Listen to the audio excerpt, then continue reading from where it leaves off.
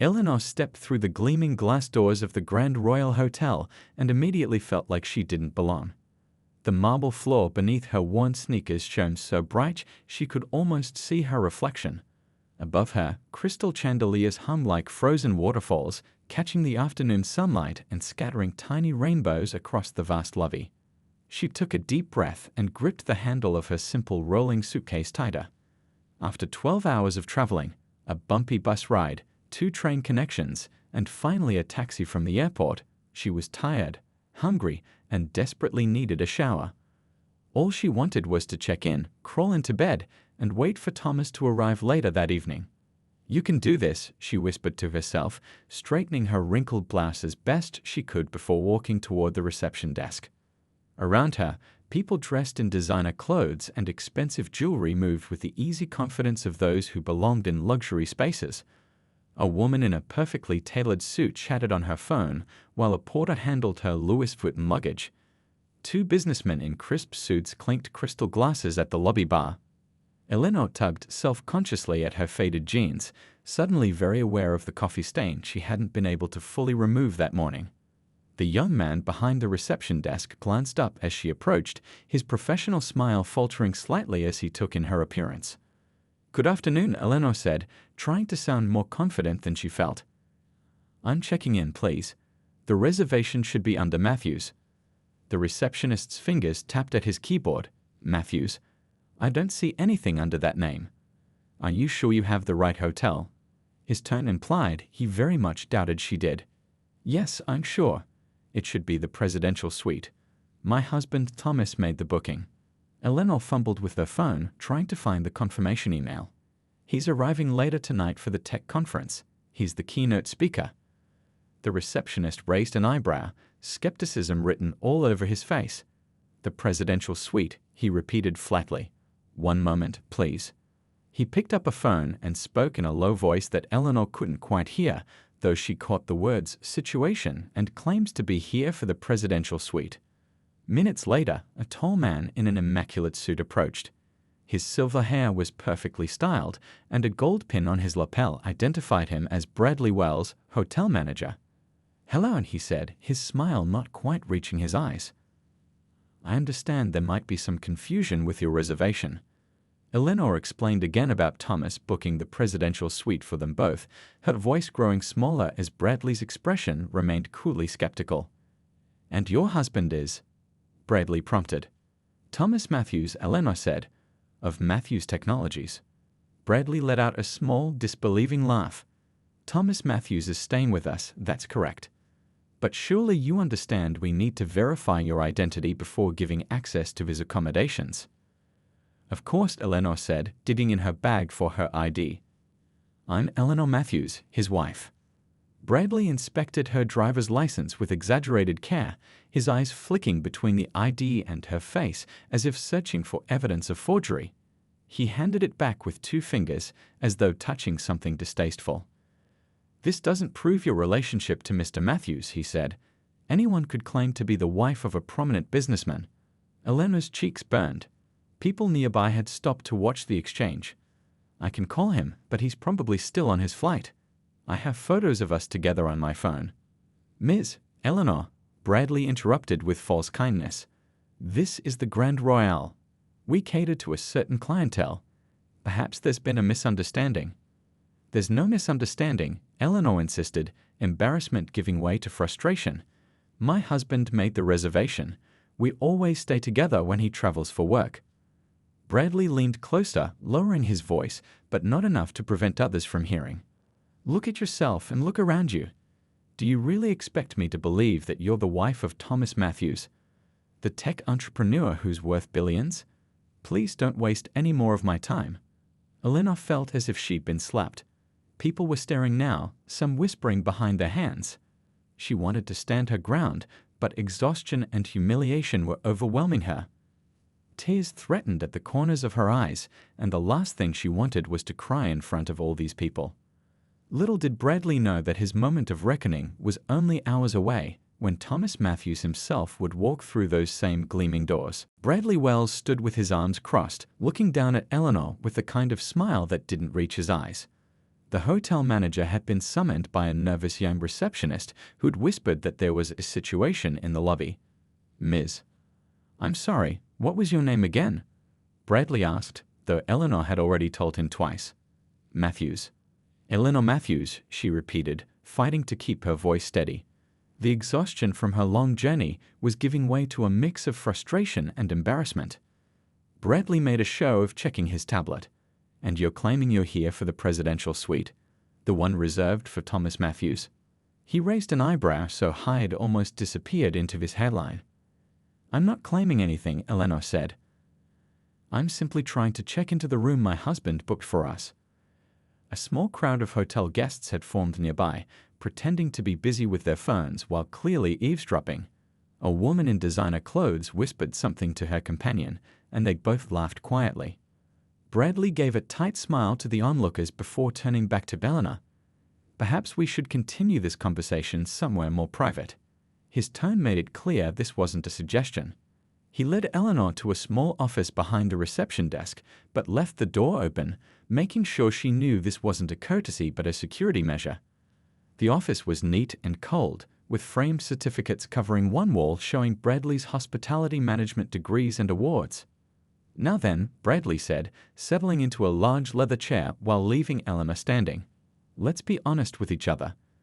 The presidential suite costs more per night than most people make in a month. It's reserved for Thomas Matthews, the tech billionaire who's speaking at tomorrow's conference." "Yes, I know who my husband is," Eleanor said, fighting to keep her voice level. Bradley's laugh was sharp and dismissive. "Your husband? Come now." His eyes traveled from her worn sneakers up to her unstyled hair. "The Thomas Matthews is married to a former model. I've seen photos of them in magazines." Eleanor shook her head. "Those are probably pictures of his ex-wife. We met after his divorce when I was working as a teacher at the school his niece attended." Bradley looked even more skeptical. "A teacher, and now you expect me to believe you're married to one of the richest men in tech?" "I don't expect you to believe anything. I just want to check into our room." Eleanor pulled out her phone again. "Look, I have photos." Bradley waved his hand dismissively. "Photos can be manipulated. Anyone can stand next to a celebrity and claim a relationship." "Then call him," Eleanor suggested, feeling a flicker of hope. "His flight should have landed by now." "Oh, that would be just perfect," Bradley scoffed. "Bother a VIP guest with a phone call to ask if he knows some random woman claiming to be his wife. I'm sure that would go over wonderfully." Eleanor's patience was wearing thin. "This is ridiculous. I have ID. I have our reservation confirmation. What more do you want?" Bradley leaned forward, dropping all pretense of politeness. "What I want is for you to stop wasting my time. Do you know how many people try to scam their way into luxury hotels? How many relatives and spouses of famous people suddenly appear hoping for free stays?" "I'm not looking for a free stay." Eleanor's voice rose despite her efforts to stay calm. "The room is already paid for." "Yes, by Thomas Matthews, not by you." Bradley stood up, signaling the conversation was over. "Now I've been patient, but I must insist you leave the premises before I'm forced to call security." Eleanor felt her chest tighten. "You can't be serious." "Deadly serious," Bradley replied. He clicked a button on his desk phone. "Send Chen to my office, please." Moments later, a broad-shouldered man in a security uniform appeared at the door. His face was professionally blank, but there was a hint of discomfort in his eyes as he took in the situation. "Chen, please escort this woman out," Bradley instructed. "She's attempting to access a guest's room under false pretenses." "I'm not," Eleanor started, but the fight was draining out of her. She was too tired, too overwhelmed by the unfairness of it all. Chen looked uncertainly between them. "Ma'am, if you could come with me." Eleanor gathered her dignity along with her suitcase. "Fine, I'll wait outside for my husband." She looked Bradley straight in the eyes. "And when Thomas arrives, I'm sure he'll be very interested to hear how you've treated me." Bradley smirked. "Of course he will." The sarcasm in his voice was thick enough to cut with a knife. "Chen, make sure she doesn't loiter near the entrance. It's bad for our image." As Eleanor was led through the lobby, past the staring guests and whispering staff, she kept her head high despite the burning humiliation. Little did Bradley know that his perfect world was about to come crashing down around him, and it would only take 3 more hours for it to happen. The afternoon sun cast long shadows across the Grand Royale's marble lobby as Chen, the security guard, gently but firmly guided Eleanor toward the exit. Eleanor could feel dozens of eyes on her back, guests lounging in plush chairs, staff pretending to be busy, all watching her walk of shame. Her cheeks burned hot with embarrassment. "I'm sorry about this, ma'am," Chen whispered, just loud enough for only her to hear. There was genuine sympathy in his eyes, but he had a job to do. Eleanor nodded slightly, appreciating the small kindness. At least someone in this place had a heart. Bradley Wells followed several paces behind them, making sure everyone saw him personally overseeing the removal of this troublemaker. He spoke loudly into his phone, deliberately making a show of it. "Yes, everything's under control now. Just another person trying to scam their way into a luxury suite." He laughed, the sound echoing off the high ceiling. "You wouldn't believe what stories they come up with these days." An older couple sitting nearby looked at Eleanor with open disgust, as if she might steal their wallets on her way out. A group of businessmen paused their conversation to stare. A woman pulled her designer handbag closer to her body as Eleanor passed. "Wait," Eleanor said, stopping just before the revolving doors. She turned to face Bradley, summoning what little energy she had left after her long journey. "Please just hold my husband's room for him. At least call him when he arrives to let him know I'm waiting outside." Bradley's lips curled into a smile that never reached his cold eyes. "Don't worry, Ms., whatever your name really is. If by some miracle Thomas Matthews asks about a woman matching your description, I'll be sure to let him know." His voice dripped with sarcasm. "Perhaps you'd like to leave a message. A love note, perhaps?" Several people in the lobby chuckled. A young woman behind the reception desk covered her mouth to hide her smile. "That won't be necessary," Eleanor replied, her voice quiet but dignified. "He'll be here in a few hours." "Of course he will," Bradley said with exaggerated patience, as if speaking to a child. "And I'm expecting a call from the president any minute now." More laughter rippled through the lobby. Eleanor felt her throat tighten. She hadn't cried in public since her father's funeral 5 years ago, and she wasn't about to start now, not in front of these people, especially not in front of Bradley Wells. "Man, please," Chen said softly, holding the door open. His eyes conveyed an apology his position wouldn't allow him to voice.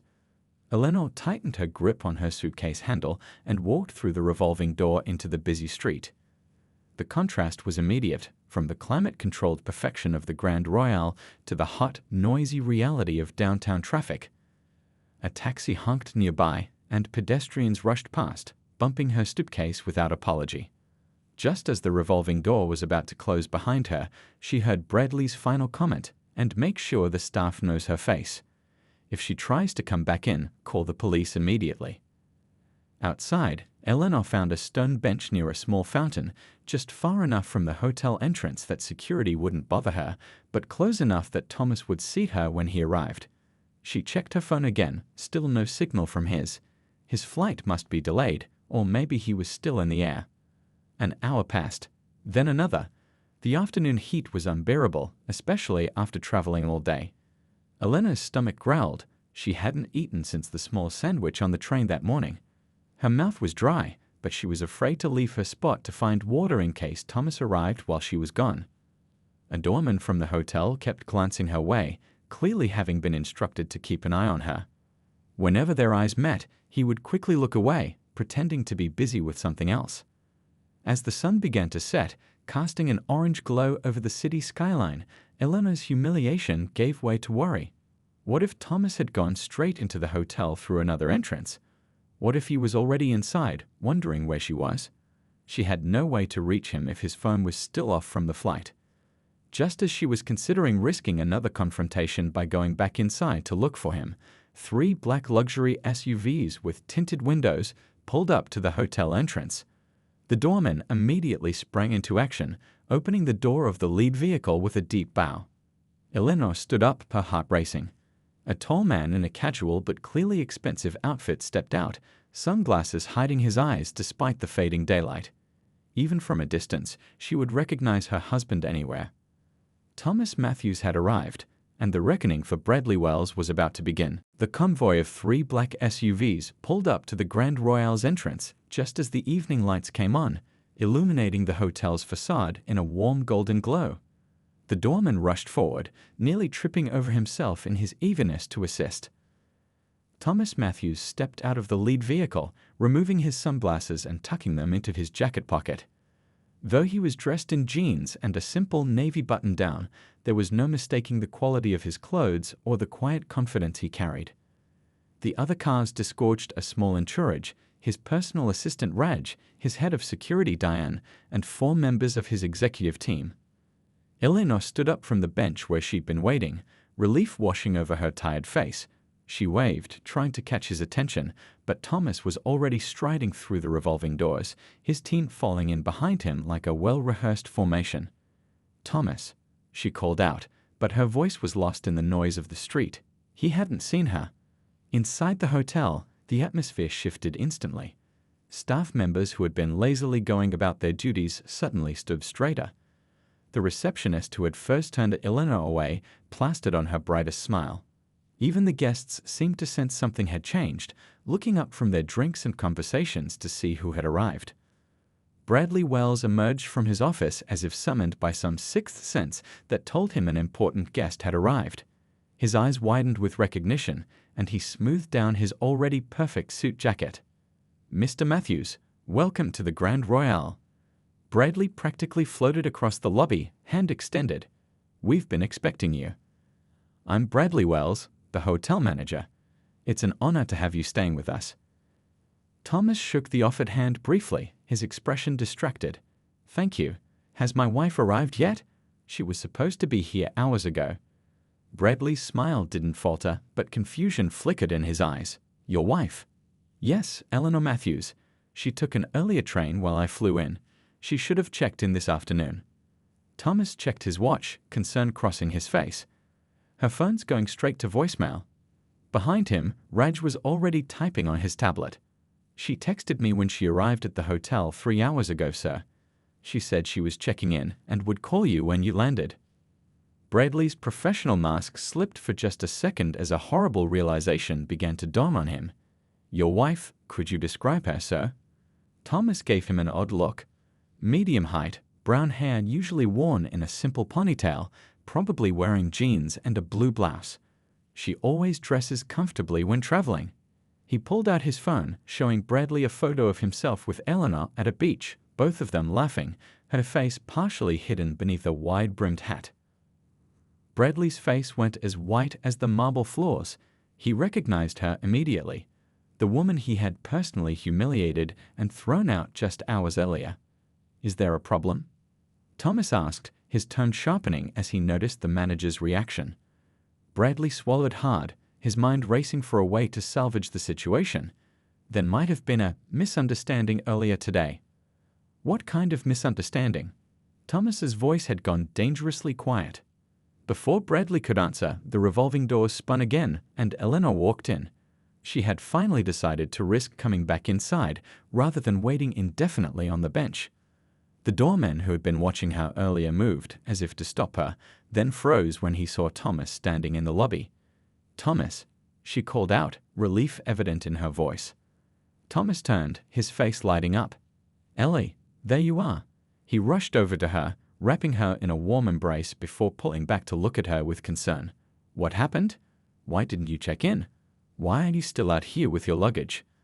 Eleanor's eyes flicked briefly to Bradley, who stood frozen in place like a deer caught in headlights. "They wouldn't let me check in. They didn't believe I was your wife." Thomas's expression darkened. "What?" "The manager there," she nodded toward Bradley, who seemed to be trying to make himself invisible. "He said I was trying to scam my way into your room. He had security escort me out. I've been sitting outside for hours waiting for you."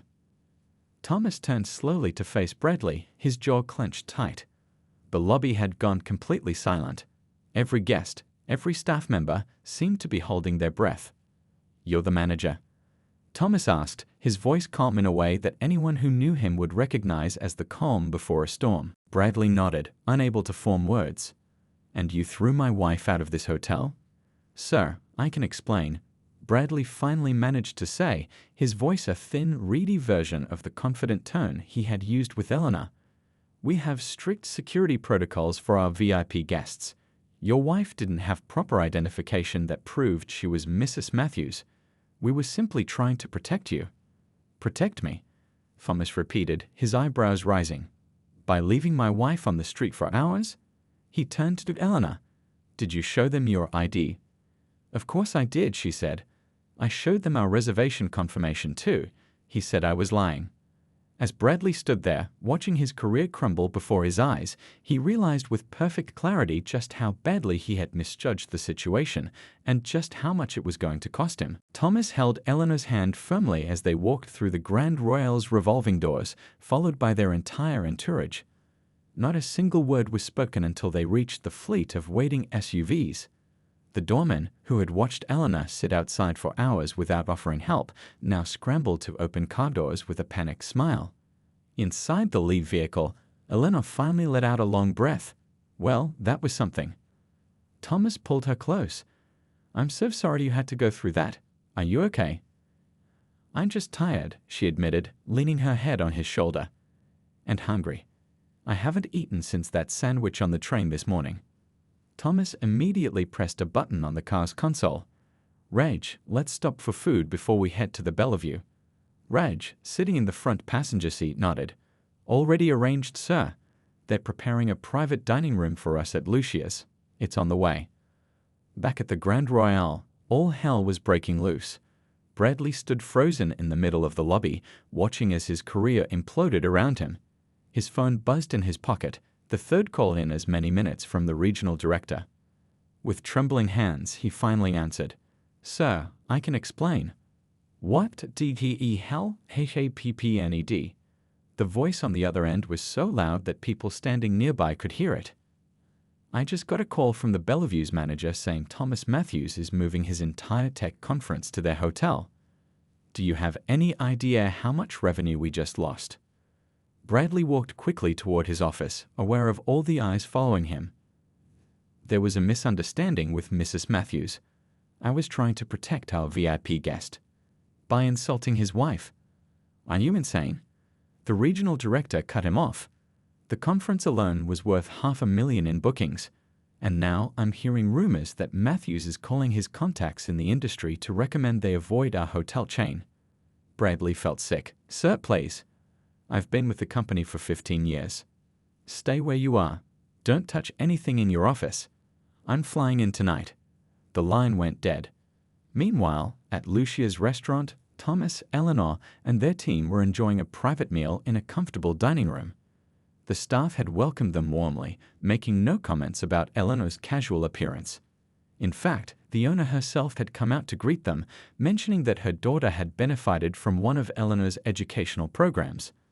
As they ate, Raj approached with his tablet. "Sir, the Bellevue has confirmed they can accommodate all our conference guests. They're offering a 15% discount across the board as a welcome gesture." Thomas nodded, then turned to Eleanor. "What do you think?" She swallowed a bite of pasta. "Sounds good to me. Will all the conference attendees be able to move their bookings easily?" "That's the interesting part," Raj said, swiping through some emails. "News of what happened has already spread. Over 70% of the attendees have already contacted us asking about alternative arrangements. Nobody wants to stay at the Grand Royal now." Thomas raised an eyebrow. That was fast. "Someone posted a video," Diane, the security chief, explained. "The whole confrontation in the lobby. It's already got thousands of views." Eleanor put down her fork. "Oh no, that's not what I wanted." "It wasn't anyone on our team," Diane assured her. "Just a hotel guest with good timing and a social media account." Thomas's phone chimed with a message. He glanced at it and chuckled. "Well, this is interesting. The owner of the Grand Royal just sent a personal apology. Apparently, he's flying in from Tokyo tonight specifically to deal with this situation." "The owner?" Eleanor looked surprised. "Not just the regional manager." "The owner," Thomas confirmed, "and he's asking if we consider a meeting tomorrow." Eleanor sighed. "I don't want to cause anyone to lose their job, Thomas." "Even Bradley?" Thomas asked gently. "Even him," she nodded. though a serious lesson in humility wouldn't hurt. Thomas squeezed her hand. "This is why I love you. After how they treated you, you're still thinking about their well-being."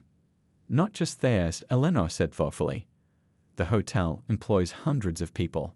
Most of them had nothing to do with what happened to me." Thomas considered this, then turned to Raj. "Set up the meeting with the owner, but at the Bellevue. We're not going back to the Grand Royale." He looked at his wife with admiration, "and make sure the owner knows that any solution must include a substantial donation to Eleanor's Education Foundation." Eleanor's eyes widened. "Thomas." "It's not a punishment," Thomas explained. "It's turning something ugly into something beautiful." He raised his glass. "To my wife, who teaches me something new every day about compassion and grace." Everyone at the table raised their glasses to Eleanor, who blushed but smiled broadly for the first time since this long day began. 1 week later, Eleanor sat in the front row of the conference center at the Bellevue Hotel, watching with pride as Thomas delivered his keynote speech. The room was packed with tech industry leaders, investors, and media. Thomas looked perfectly at ease in his element, commanding the stage with confidence but without arrogance. "Innovation isn't just about the newest technology or the flashiest features," he was saying. "It's about solving real problems for real people. It's about seeing value where others don't." He paused, scanning the audience until his eyes met Eleanor's. He smiled. "Last week, something happened that reminded me of an important lesson," Thomas continued. "My wife arrived at a luxury hotel before me. She was tired from traveling all day. She was dressed comfortably, in jeans and a simple blouse, and the hotel staff took one look at her and decided she didn't belong." A murmur ran through the audience. By now, most of them had heard some version of the story. "They didn't believe she could possibly be married to me," Thomas said, shaking his head. "They escorted her out like an intruder based solely on her appearance. They never bothered to look deeper, to verify her identity properly, or to simply treat her with basic respect." Eleanor felt her cheeks warm as hundreds of eyes turned in her direction. She wasn't used to being the center of attention. Thomas had asked her permission before sharing this story, and she had agreed, but only if he used it to make a point beyond just public shaming. "That hotel lost our business, and the business of many others who heard what happened," Thomas continued. "But the bigger loss was to the hotel's culture, a culture that taught its employees to judge people by their appearance rather than their character." In the very back of the room, partly hidden by a pillar, stood Bradley Wells. He wasn't supposed to be there. He had been suspended pending an investigation, but he had managed to get in using his industry connections. He needed to hear this. "The reason I'm sharing this story isn't to embarrass anyone," Thomas said, as if reading Bradley's mind. "It's because the same mistake happens in business every day. We overlook ideas because they come from unexpected sources. We dismiss potential partners because they don't fit our preconceived notions of success. We fail to see value because it doesn't come in the packaging we expect." The audience was completely silent now, hanging on every word. "My wife," Thomas gestured toward Eleanor with obvious pride, "taught elementary school for 15 years. She now runs an educational foundation that has built schools in communities others have written off. She lives by the principle that everyone deserves respect and everyone has potential. And she chooses to wear simple clothes because she'd rather put that money toward helping another child learn to read." Eleanor smiled at her husband, feeling a mix of embarrassment and gratitude for his public appreciation. "The day after the incident," Thomas continued, "we met with the hotel owner. Instead of legal action, my wife suggested something different. Today, I'm pleased to announce that the hotel chain will be funding a new training program developed by Eleanor's Foundation, a program about recognizing unconscious bias and treating all people with dignity, regardless of appearance or social status." Applause broke out, starting slowly and building to a thunderous ovation. Eleanor stood up, acknowledging the audience with a small wave. In the back, Bradley felt tears prick his eyes. His career at the Grand Royale was over, that much was certain. The regional director had made that clear. But something about hearing this speech made him realize his failure had been much deeper than just a professional mistake. After the keynote, a reception was held in one of the Bellevue's elegant ballrooms. Eleanor was surrounded by people wanting to talk about her foundation and the new training program. She was still wearing jeans, though Thomas had convinced her to buy a new pair for the occasion, paired with a simple blouse and comfortable flats. Not a single person questioned whether she belonged. As the evening wound down, a hotel staff member approached Eleanor with a note. "Someone asked me to give you this, ma'am." Eleanor unfolded the paper to find a brief message. "I will never make the same mistake again. Thank you for the lesson in dignity and grace. Bradley." She looked up, scanning the room, but Bradley was already gone. With a small smile, she folded the note and tucked it into her pocket. That night, as Thomas and Eleanor packed for their trip home, he asked her what she thought about the conference. "It was wonderful," she said, carefully folding her clothes into her suitcase, the same worn suitcase that Bradley had taken one look at and decided she wasn't important enough. "But the best part is knowing that something good came from something bad." "That's what you always do," Thomas said, wrapping his arms around her from behind. "You see the value in every situation, just like you see the value in every person. That's why I fell in love with you." Eleanor turned in his arms and smiled. "Even in my unfashionable clothes." "Especially in your unfashionable clothes," he laughed. "They're a sign of where your priorities lie. And I wouldn't have it any other way."